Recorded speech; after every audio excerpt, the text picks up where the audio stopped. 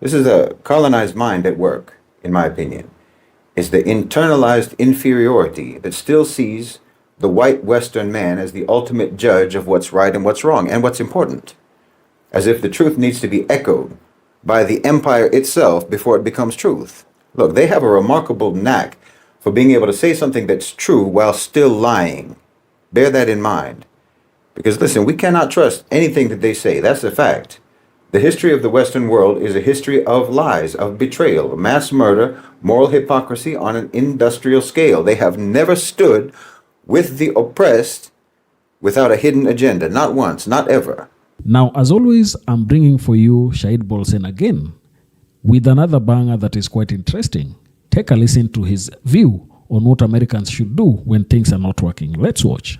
One of the most frustrating things for me, and frankly embarrassing tendencies that I see among Muslims today, especially online, especially on social media, particularly in the English language Muslim social media, Twitter and so forth, is this reflexive obsession with sharing and amplifying the words of Westerners, usually white men, whenever they say something that sounds vaguely pro-Palestinian or critical of Israel or pro-Muslim, or even vaguely anti-imperialist.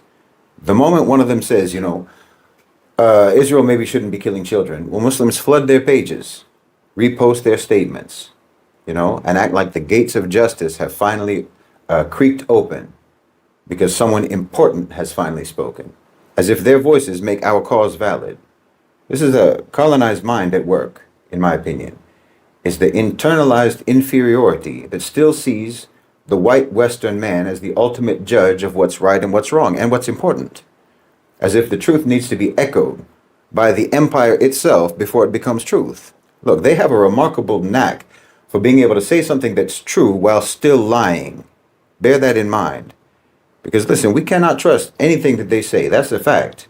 The history of the Western world is a history of lies, of betrayal, mass murder, moral hypocrisy on an industrial scale. They have never stood with the oppressed without a hidden agenda. Not once, not ever.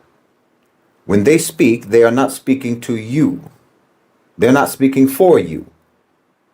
And you can never let them do that. And furthermore, they're not speaking with you or to you. They are speaking to each other, for each other. You understand? When Western non-Muslims are talking to each other, well, that's a team meeting. It's a strategy briefing. Adjustments to the narrative. Calibration of tactics. That's all that is. They're managing the optics of empire. They never have a team meeting except to plan on how they can get the upper hand on every other team, which is us. Never look for validation from your enemies. If you do that, you're going to make the grave mistake of thinking that maybe they're not even your enemies anymore at all, just because they say some things that you agree with. But if you're clear on the fact that they are your enemies, and you should be, then you'll understand that this is nothing but a tactic. They're not on your side, no matter how much you might like what they say, no matter how true it seems. They're just learning your language, your emotional language, your ideological language, your moral language. Because you can't propagandize people except in their own language. You can't deceive people except in their own language. You can't make a sales pitch except in the language of the one you're trying to sell to. You understand? So they adopt your language, your moral language, your sentiments, your rhetoric, your posture. They mimic your sympathies as a tactic just to get close to you. I'm telling you, when Western non-Muslims, when they say anything at all, well, you should treat it like there's someone talking in a police investigation and you're the investigator, And you should treat it like you already have a whole file of evidence in your hands about them, because you do. You have the Quran, you have the Sunnah, you have the Hadiths, And another meaning of the word ayat is evidence, is proof. We already have a massive file about the non-Muslims, about the kuffar. And everything that they say has to be weighed against that evidence. We know you're lying, but we can learn a lot about someone by how they lie and about what. Because Allah subhanahu wa ta'ala already warned you directly, unambiguously, that the Jews and the Christians will never be pleased with you until you follow their way. Well, understand that this isn't just about belief. This isn't just about religion. It's just not only about aqidah. It's about power. It's about systems. This is about allegiance and loyalty. You'll never win their approval unless and until you bow to their worldview, to their narratives, till you adopt their frameworks and their priorities. until you follow their way, not only spiritually, but politically, economically, and ideologically. But here you are thinking that if some celebrity or some, well-known person, some politician in the West just throws you a crumb of empathy, well, it means that the tide is turning. No, it means that they are adapting their language just to keep you hooked, to keep you docile, to keep you impressed, and still waiting for their approval, still treating them as important, treating their approval and their support as decisive, but it isn't. I mean, let me remind you, the West didn't even support Nelson Mandela until he was no longer a threat. They didn't care about the brutality of colonialism until they could no longer profit from it, until they had to come up with a new way to do it. They didn't oppose apartheid until it was economically inconvenient, until they couldn't profit from that. They won't stand with Palestine unless and until they can figure out how to do it without threatening their own power structure. And that's exactly what we're seeing now. That's exactly why we're seeing what we're seeing now. Because the A-National OCGFC have gotten on board with the new regional vision for the Middle East. They're not doing it for moral reasons. They're not doing it for reasons of conscience. They're doing it for reasons of power and profit. They'll never give up or substitute any evil method for self-enrichment unless someone can come up with a different way of doing it, or else when they have no choice. They don't give up on evil unless maintaining that evil becomes unsustainable. So understand, this is not solidarity, this is strategy on their part. No, we don't need their validation. The truth of our cause is not contingent upon their acknowledgement. The justice of our struggle is not a matter of what's trending in Western media. Our legitimacy doesn't come from their institutions, it comes from the haqq, from the divine command to stand against oppression, not opinion polls, from the Quranic duty to resist aggression. So you need to shake off this desperation for their acceptance. Stop retweeting your colonizer's sympathy. Stop praising his tardy outrage. Stop centering his voice in your resistance. This is not empowerment. This is obsequiousness in disguise. We're not waiting for the empire to approve our liberation. You understand me? We're not pleading for inclusion within their warped sense of morality. We're not guests at their table. That table was built with our bones. And it's got our resources laid out on that table. A good example of what I'm talking about. Actually, this is even what brought it up, is Jeffrey Sachs. I've seen so many people sharing Jeffrey Sachs clips, like he's some great advocate for justice. Well, you'd have to be born yesterday to think that Jeffrey Sachs is an advocate for justice. He has a long history. He didn't just spring into existence when Russia invaded Ukraine or after October 7th, 2023. Jeffrey Sachs is no friend of the global South. He's not an anti-imperialist. He's not a humanitarian savior. Never was. Sachs is and always has been a technocratic servant of imperial domination, an enabler of elite capture, a functionary of global financialized capital. He always has been. He's a chameleon of narrative who adapts only as the aesthetic of control evolves. Sachs' current image as a champion of peace and multipolarity is not a rupture from his past. It's the logical evolution of a figure strategically positioned to maintain systemic control over sovereign nations under new but less militaristic costumes. He's a mouthpiece for the A-National OCGFC. Let me give you some history here, because you may not know. Sachs rose to fame as a young economist from Harvard by designing and promoting what's referred to as shock therapy for developing countries.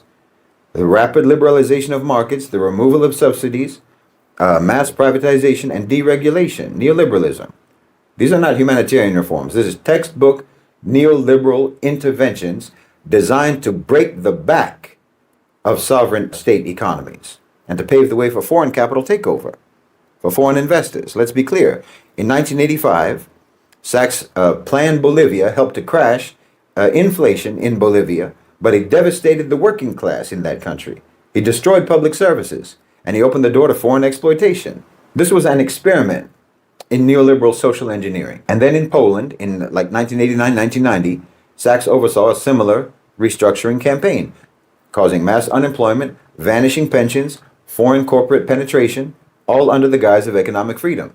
Then in Russia, after the collapse of the Soviet Union in 1991, Sachs helped to create the conditions in Russia for the rise of the oligarchy class and the largest transfer of public wealth into private hands in modern history in Russia.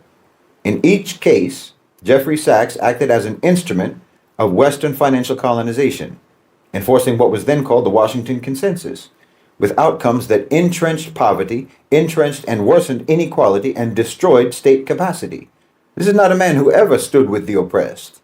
He stood with capital, and he still does. As the narrative around global control began to shift from brute force neoliberalism to, ESG rhetoric, green capitalism, and so on, technocratic internationalism, Sachs shifted right along with it. He's not a comrade, he's a chameleon.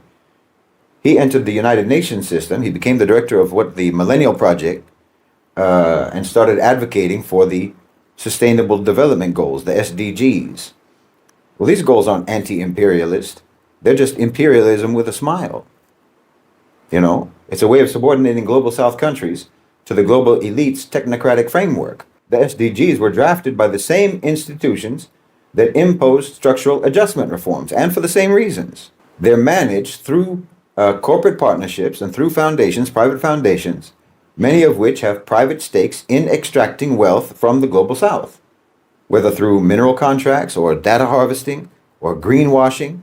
Okay, so he opposes military interventions now, not because he opposes violence, but because the OCGFC, the A-National OCGFC, now prefer to use soft power. He's in favor of investment as invasion rather than armed occupation.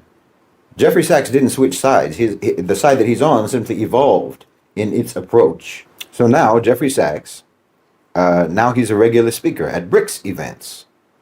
He praises China.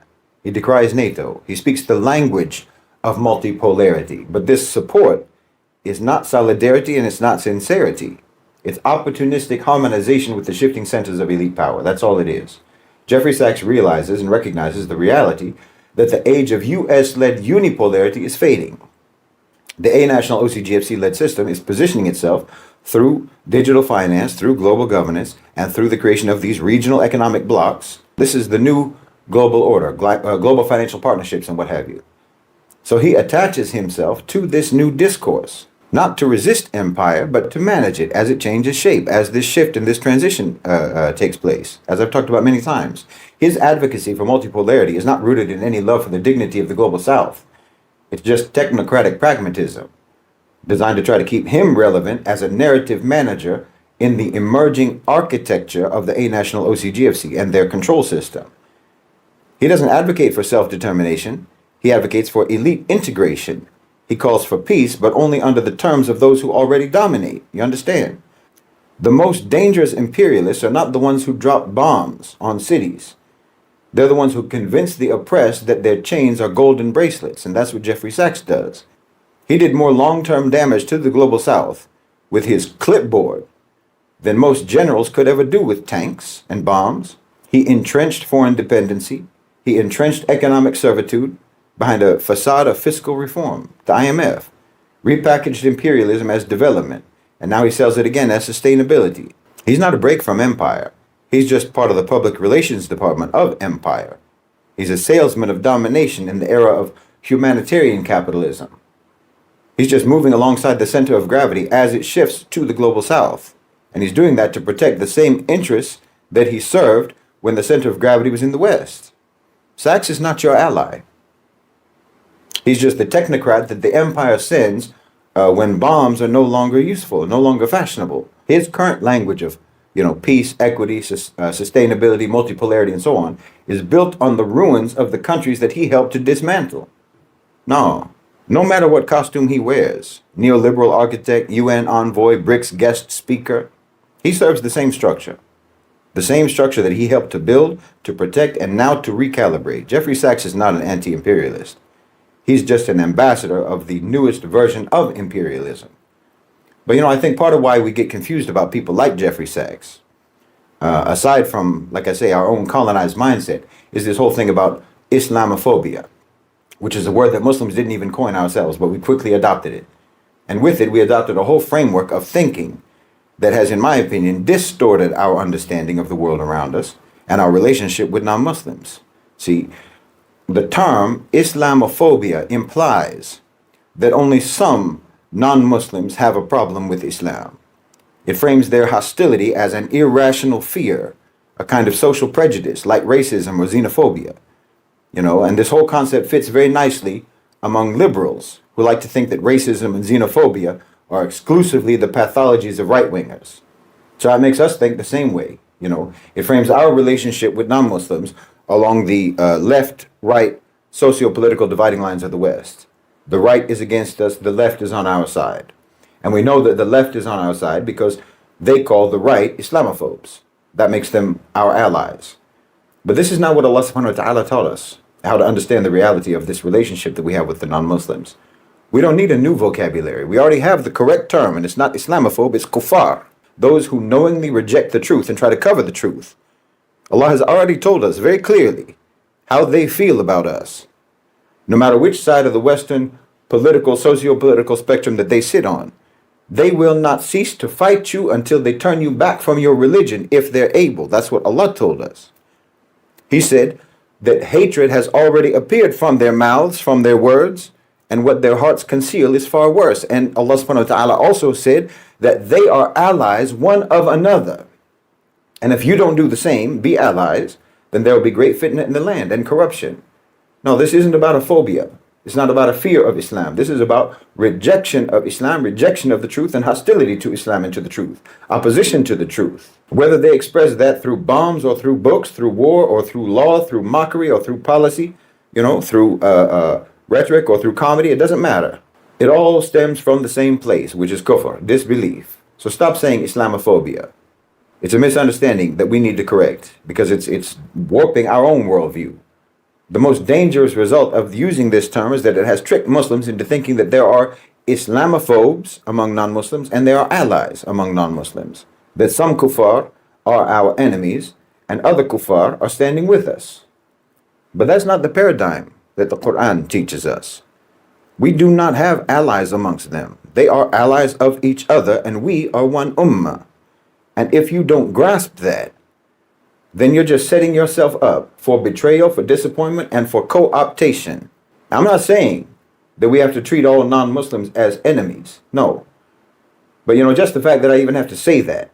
The reason I have to say that is because you and I both know that non-Muslims are going to jump on what I said and maliciously misinterpret it, which is an antagonistic reflex. We don't operate on that caveman binary of either friend or foe. You're either with us or against us. We simply know that you have characteristics that are connected to your kufr, traits and qualities and pathologies that are causally connected to your state of disbelief that creates these kinds of antagonistic reflexes in you against us. We don't feel that way towards you. Allah said, it's you who love them, but they do not love you. We are not towards you the way you are towards us, and we never have been. But we know the way you are towards us. We've lived the way you are towards us. Okay, we don't reciprocate that animosity, but we know that whether we reciprocate that animosity or not, you're going to be a certain kind of way with us. We know that. It's like people who don't speak the same language. In fact, that's a good example. It's like people who don't speak the same language. You know how Americans will travel overseas and they'll get mad at the people in another country because they don't speak English. It's like that. Okay? We don't get mad at you for not speaking our language, but you get mad at us for not speaking your language, just like American tourists. So there's really no point in dealing with you. It's not going to go well.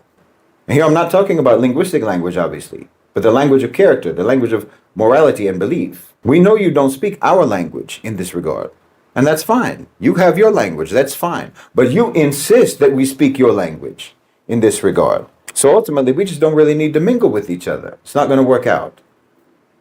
So if you're a non-Muslim and you support, for example, you support Palestine, okay, good. Support it. Support Palestine. You should. Stand for what's right. Denounce injustice. But don't frame that as allyship with us. You're not our allies.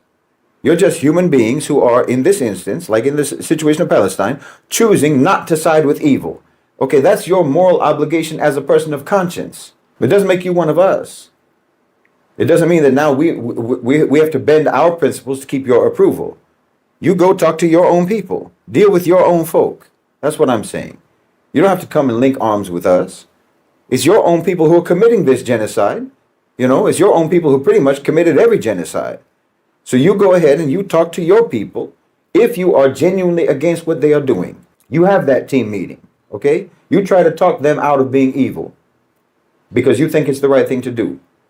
Don't make it like you're doing us a favor. Because I'll tell you what, I don't personally trust anyone who comes out as pro-Palestine and who's, constantly trying to get all up under the Muslims. This isn't a cultural exchange program. Now we got to try and make you feel welcome and whatnot. Because, unless you're on the path to converting to Islam, well, there's no need for you to be all up under, in Muslim spaces. There's no need. And if getting access to our spaces is your condition for supporting Palestine, well, then we know what you're really about. You're just using the issue of Palestine to try to pick the lock so that you can infiltrate our communities. And yes, the same goes for Muslims. The same goes for Muslims. Muslims who are always trying to get all up under the kuffar. We can't trust you either. We can work separately, no problem.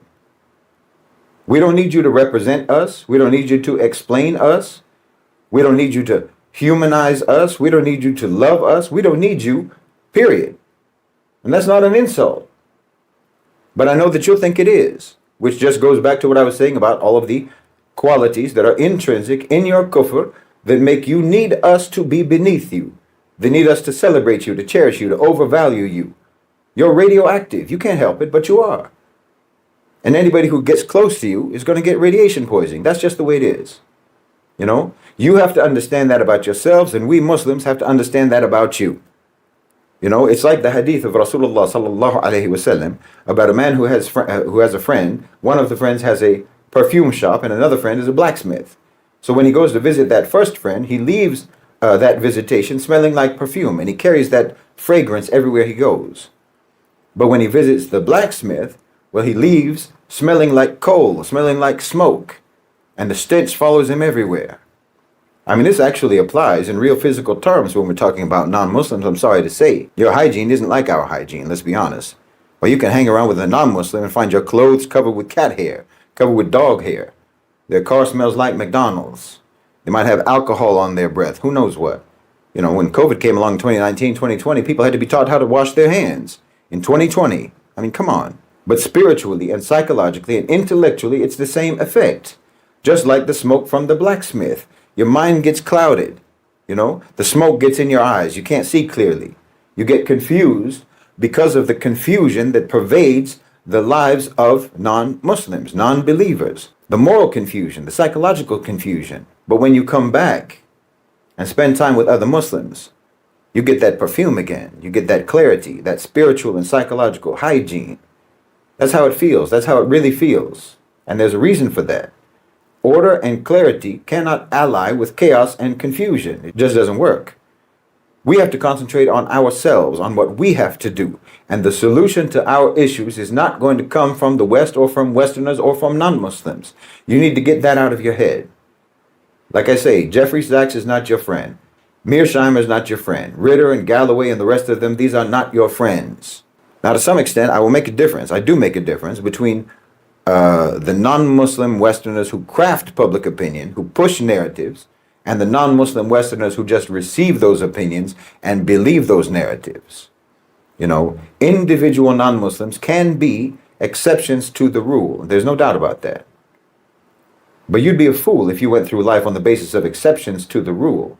If you go into every situation expecting the people that you're going to interact with to be completely different than most of the people who come from where those people come from, who come from that same background, who come from that same country, who come from that same upbringing, you'd be a fool to expect them to be different. I mean, yes, some lions and bears are tamed and trained and aren't dangerous at all, but you can't ever assume that anytime you might encounter one.